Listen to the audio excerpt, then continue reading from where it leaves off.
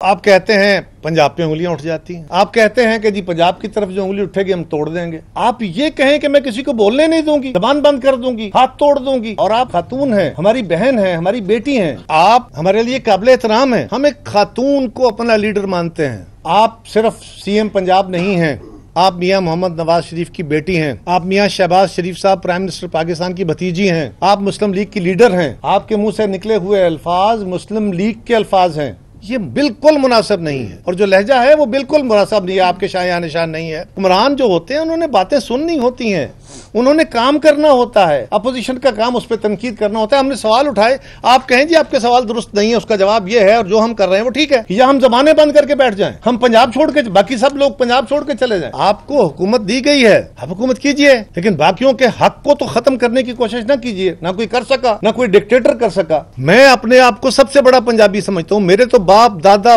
परदादा लकड़दादा 10 नस्लों से 20 नस्लों से पंजाबी हैं, लेकिन मैं सारे पाकिस्तान को भी अपना मुल्क समझता हूं। हम तो पंजाब के लोगों को यह जरूर बताएंगे कि हमारे ख्याल में ये जो क्राइसिस हुआ है, इस क्राइसिस का फौरी और दूसरा लॉन्ग टर्म जो सोल्यूशन हो सकता है, जो इमदाद का बेहतर तरीका हो सकता है, वो क्या है, और अपने माजी के आजमूदा तरीकों के मुताबिक आपको राय देंगे।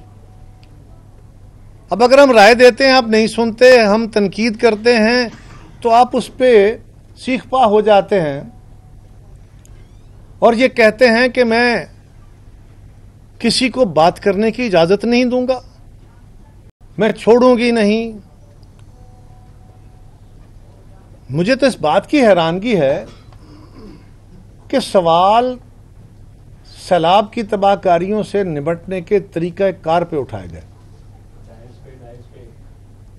तरीक़ाकार पे उठाए गए सवालात को हमने तो कोई मुस्लिम लीग की हुकूमत के ऊपर भी कोई बड़े सवाल नहीं उठाए, उस तरीक़ाकार के ऊपर अपनी राय दी,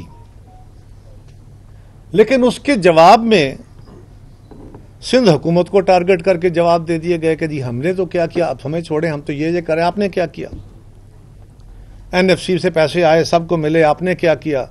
हमने एक लिस्ट है पूरी जो इतराज़ात हो रहे हैं, और कुछ एतराज़ वो थे जो कि बहुत तकलीफ दे थे, जिसमें बिजली की सब्सिडी के ऊपर हम पे इल्ज़ाम लगा के जी हम IMF के पास गए, हम पे इल्ज़ाम लगा के हमने रोकना चाहिए। इसी तरह इलाज की सहूलतों के ऊपर, बाकी चीज़ों के ऊपर, उसका भी मैं गुजारिश करता हूँ। लेकिन सवाल यह है कि इस फ्लड में पीपल्स पार्टी हर कदम पे, हर जगह पे आपके साथ खड़ी रही, आपको सपोर्ट करती रही। आप एग्जीक्यूटिव अथॉरिटी हैं, आपने ही काम करने हैं ना। हमारी जमात ने, गवर्नर साहब ने, हमारी जमात के बाकी लोगों ने अपने ताईं भी जितनी हो सकती थी इमदाद इकट्ठी करने की कोशिश की, लोगों तक रसाई, उनको जाके ढारस बंधानी होती है। बिलावल साहब कसूर में तशरीफ ले गए, खुद कसूर विजिट पे उन्होंने जाके फ्लड की सूरत हाल देखी, उनको ब्रीफिंग्स दी गई, वो वहाँ से फारग हुए तो आके मुतासरा जो लोग थे, ख़ानदान थे, जो किसान थे, जो आम लोग थे, उनको मिले। उस पर भी इंतज़ामिया का रवैया, हम शाकी हैं उस पर कि इंतज़ामिया का रवैया मुनासिब नहीं था, लेकिन हमने तो क्योंकि लोगों से मिलना होता है, मिले। कहा गया कि सिक्योरिटी क्लियरेंस नहीं, क्या हमने कहा कि हमें सिक्योरिटी क्लियरेंस जितनी चाहिए वो है, मिले। और उस पर उन्होंने अपने सवालात रखे। उन किसानों ने 2023 में आने वाले फ्लड के अंदर, उससे पहले आने वाले फ्लड्स के अंदर जो नुकसानात हुए थे, उसमें जो उनके साथ ज़्यादतियाँ हुई या उनको प्रॉपर इमदाद नहीं मिली, जिसमें मौजूदा हुकूमत का तो कसूर नहीं है, लेकिन उन्होंने कुछ अपने एतराज़ात रखे। बिलावल साहब वहाँ खिताब किया और उसमें उन्होंने बाकायदा CM पंजाब का नाम लेके उनकी तारीफ की कि वो बहुत मेहनत कर रही हैं, अप्रिशिएट किया, और वफाकी हुकूमत से तकाजा किया कि आप मंदरजा झैल काम करके फौरी तौर पे किसानों को, मुतासरीन को, इनकी मदद करें। और उसमें उन्होंने लाहौर आके सबसे पहले CM साहिबा का, बजरिया मरियम औरंगजेब साहिबा, शुक्रिया अदा किया। फिर उन्होंने प्राइम मिनिस्टर साहब को फ़ोन करके ये हमारी मौजूदगी में उन्होंने किया। पीएम साहब को फ़ोन किया और उनको बताया, उनके साथ अफसोस का इजहार किया कि मुल्क के हालात बड़े सैलाब से मुतासरीन बड़े मुश्किल में हैं। हुकूमत मकदूर भर कोशिशें कर रही है, हमारे इदारे सारे उस पर पूरी तरह चौकस हैं।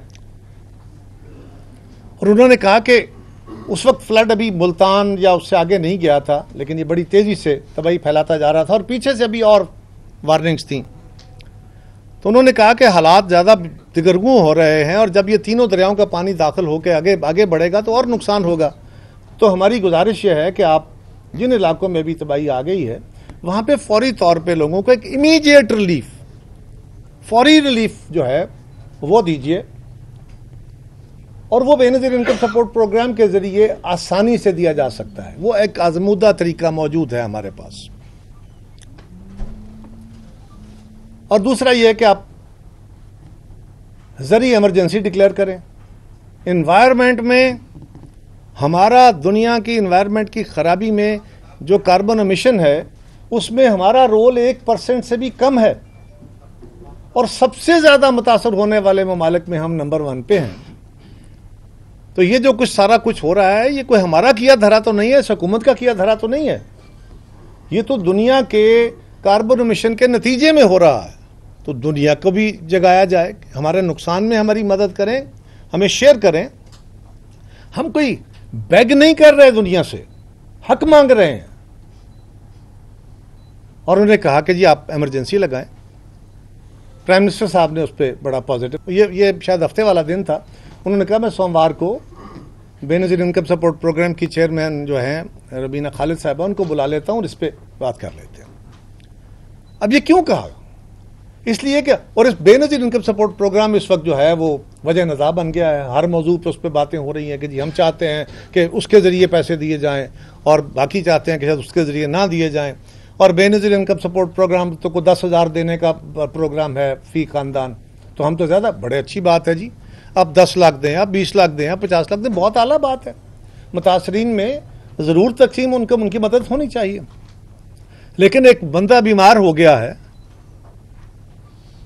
और उसको शदीद किस्म का बुखार है, उसको भी समझ नहीं आ रही है क्या या उसके बीमारी का लेवल क्या बनेगा, तो पहला तकाजा होता है उसको कोई पैनाडॉल दें, कोई गोली दें, कोई उसका बुखार उतरे ताकि कोई बड़ा डैमेज ना हो जाए। तो जो बेनज़ीर इनकम सपोर्ट प्रोग्राम के जरिए कैश ग्रांट होती है वो तो एक इमीडिएट रिलीफ के लिए जो इब्तदाई रकम दी जाती है वो है।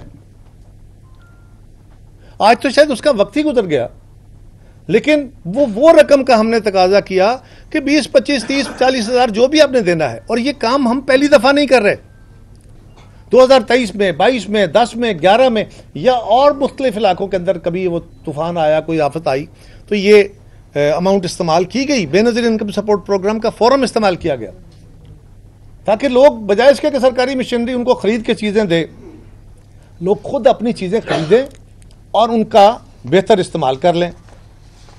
आपको वो बात कबूल नहीं थी, ओके, ना होगी, हमने तो अपनी राय दी ना आपको। अगर आपने नहीं मानी या वज़ीर आज़म साहब को हमने कहा, उनकी बात आपने नहीं मानी, ओके, आपकी मर्जी है। उस पर हम अगर तनकीद करते हैं, इसरार करते हैं, तो वो हमारा तजर्बा है। और बेनज़ीर इनकम सपोर्ट प्रोग्राम सिर्फ पीपल्स पार्टी का नहीं है और उसकी शफाफियत का आलम यह है कि दुनिया भर में जो पॉवर्टी एलिवेशन के या पॉवर्टी फाइट के लिए प्रोग्राम है उसमें वो नंबर 1 गिना जाता है। अब मसला यह है कि वो पीपल्स पार्टी का प्रोग्राम है तो क्या करें। इस साल के बजट में IMF ने पाकिस्तान के हर सेक्टर से जो सब्सिडीज थी वो विड्रा कराई, कम कराई, खत्म कराई, कई तरह किया गया। ये वाहिद प्रोग्राम है जिसमें IMF ने कह के 200 अरब रुपया इजाफा कराया कि ये बेहतरीन प्रोग्राम है लोगों की, गरीब तरीन लोगों की, मुतासरीन की मदद के लिए। हम उसके जरिए कह रहे हैं तो हम क्या कह रहे हैं, हुकूमत आपकी है, आपने ही देना है, लेकिन ये हमारी तजवीज़ है। अगर हम तजवीज़ देते हैं तो आप कहते हैं पंजाब पे उंगलियां उठ जाती हैं। आप कहते हैं कि जी पंजाब की तरफ जो उंगली उठेगी हम तोड़ देंगे। वो जनाब सवाल ये है कि हम तो सवाल उठा रहे हैं आपके तरीका कार पे। आप जो इमदाद दे रहे हैं, जो fight with the banes of flood हो रहा है, उसके तरीका कार पे एतराज उठा रहे हैं और आपको तजवीज़ कर रहे हैं कि ये आजमूदा तरीका है और जिसमें फेडरल गवर्नमेंट हमारे साथ काफ़ी हद तक सहमत है, लेकिन आपको वो कबूल नहीं है। ओके, तो फिर हम तनकीद करेंगे ना। आप उसके ऊपर आप ये कह दें कि हम अगर कहते हैं कि ये मुनासिब नहीं है, तो आप कहें जी कि ये पंजाब पे हमला हो रहा है। इसका पंजाब से क्या ताल्लुक? हम तो आपकी हुकूमत में भी पूरी तरह तनकीद नहीं कर रहे हैं, हम तो कह रहे हैं इसके तरीकाकार को ठीक करें। आप इसको पंजाब पे हमला कर देते हैं और आप वो इशू छेड़ देते हैं जिनका कोई ताल्लुक नहीं है सारे अमल से। यानी ये फिर याद कराऊं कि ये बेसिकली कॉन्फ्लिक्ट तो शुरू होता है एक इख्तलाफ राय से जो फ्लड की सूरत हाल से निमटने के ऊपर राइज हुआ। उसके ऊपर कहां से आ गया नहरों का काम, पानी की तकसीम का फार्मूला कहां से आ गया कि जी वो मैं पंजाब के अंदर लोगों को बिजली की सब्सिडी देना चाहती थी और इन्होंने जाके रोका है। तो उसके ऊपर भी मैं बात करता हूं, लेकिन कहां से आ गई ये बातें? लेकिन आपने वो बातें कर दी, वो सवाल उठा दिए। मेरी आपसे गुजारिश है कि जो इख्तलाफ जितना हो उसको उतना ही रखना चाहिए, उससे बियॉन्ड जाएंगे तो मुनासिब नहीं होगा। और आप खातून हैं, हमारी बहन हैं, हमारी बेटी हैं, आप हमारे लिए काबिल एहतराम हैं।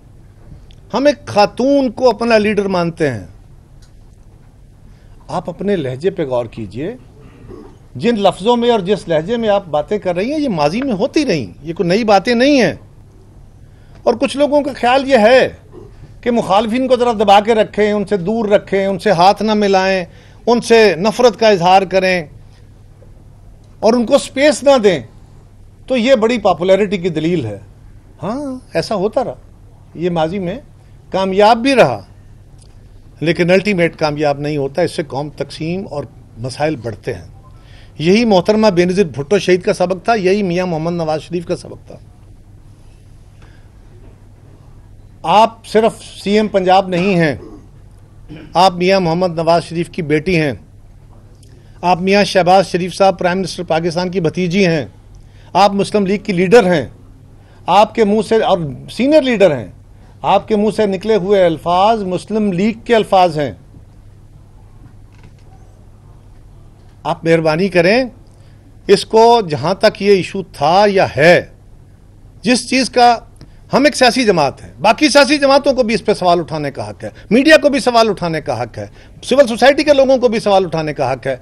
आप ये कहें कि मैं किसी को बोलने नहीं दूंगी, जबान बंद कर दूंगी, हाथ तोड़ दूंगी, ये बिल्कुल मुनासिब नहीं है। और जो लहजा है वो बिल्कुल मुनासिब नहीं है, आपके शाया निशान नहीं है।